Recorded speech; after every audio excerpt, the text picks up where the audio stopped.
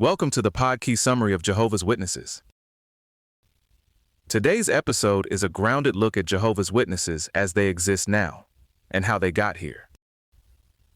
A lot of the big themes connect back to a few core tensions: centralized authority, separation from the wider world, and the human consequences when doctrine changes or discipline gets enforced. And along the way, there's a real mix of things that don't sit neatly together. Strong, internal commitment, painful exits, legal victories for religious freedom, and serious criticism over abuse policy, shunning, and medical rules. Jehovah's Witnesses grew out of Charles Taze Russell's Bible study movement in the 1870s, but the modern organization was shaped much more decisively after Russell died. Joseph Rutherford took over and really remade the movement. He centralized authority, moved power away from locally elected elders and toward leadership appointed from headquarters, and he pushed new boundaries around practice, including banning things like Christmas observance. In 1931, the movement also adopted the name Jehovah's Witnesses, partly to distinguish itself from rival Bible student groups. That part matters, because this wasn't just a calm doctrinal evolution over time. It was also an internal struggle over power, identity, and who got to define the faith. The split was huge.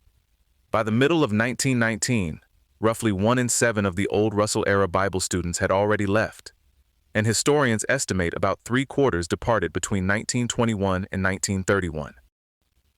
So when people talk about Jehovah's Witnesses as a single continuous tradition, that's only part of the story. The organization we recognize today was built through a pretty dramatic rupture. Another recurring theme is apocalyptic prediction.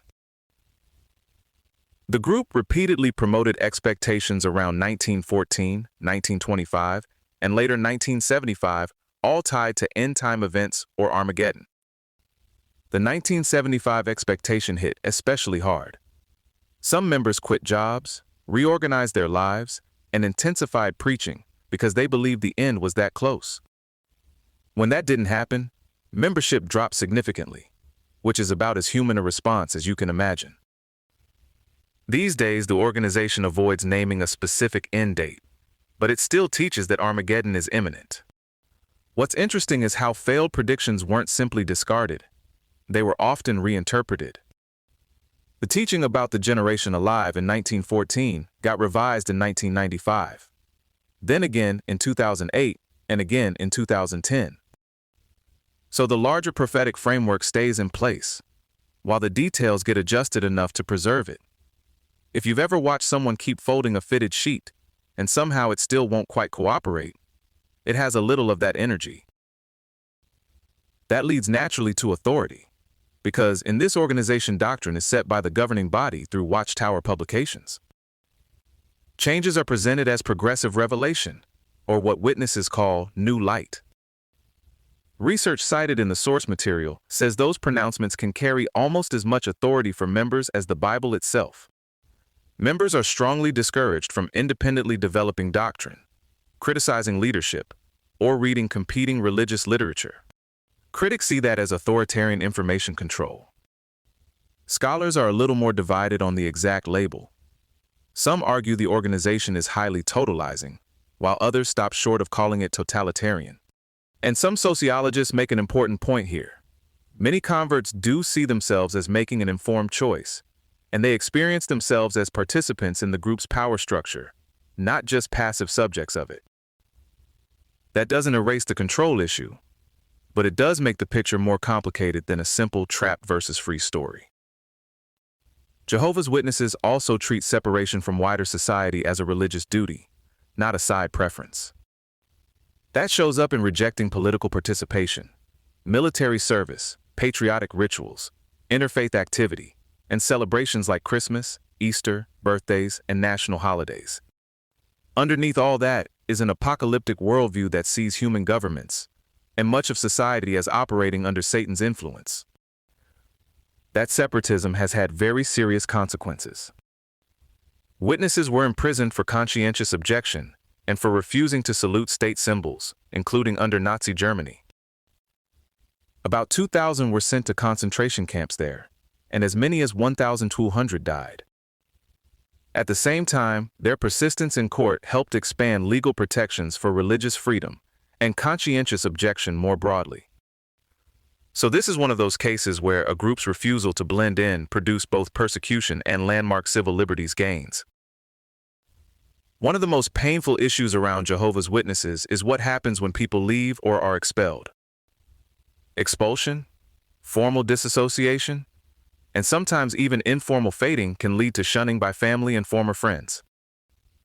Research in the source material connects that rupture to shame, low self-esteem, panic attacks, suicidal thoughts, and what's been described as a kind of social death.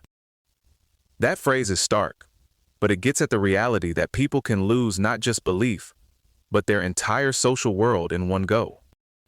Some former members reportedly seek reinstatement, mainly to recover those relationships, which says a lot on its own. This has also brought direct government consequences.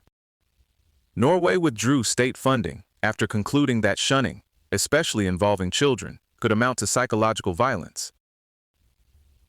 In 2024, the organization softened the rules somewhat for some non-apostate shunned people by allowing simple greetings, and it also changed some procedures involving minors.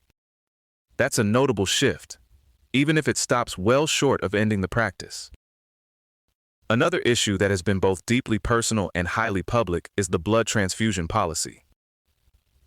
Jehovah's Witnesses generally refuse whole blood, packed red cells, platelets, white cells, and plasma, even in life or death situations, because they interpret biblical commands against consuming blood as applying to transfusion. At the same time, members may choose to accept certain blood fractions and bloodless procedures, so the rule isn't just a flat yes or no.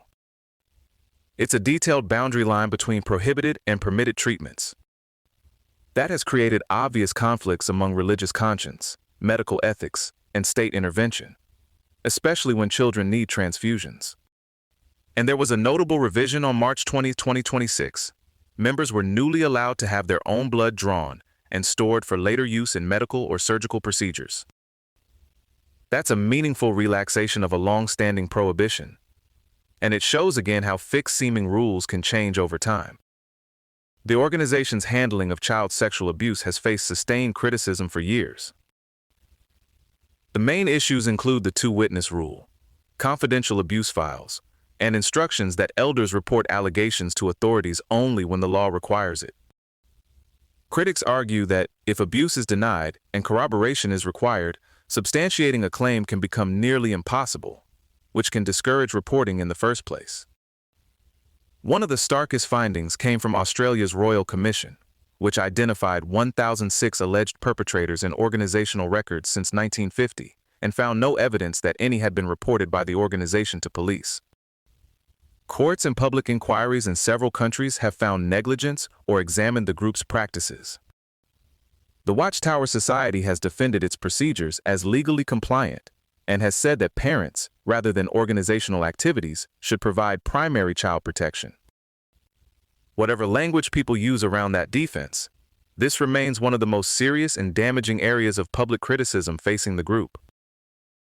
On the numbers, Jehovah's Witnesses report about 9 million active publishers and a 2.5% annual increase in 2025.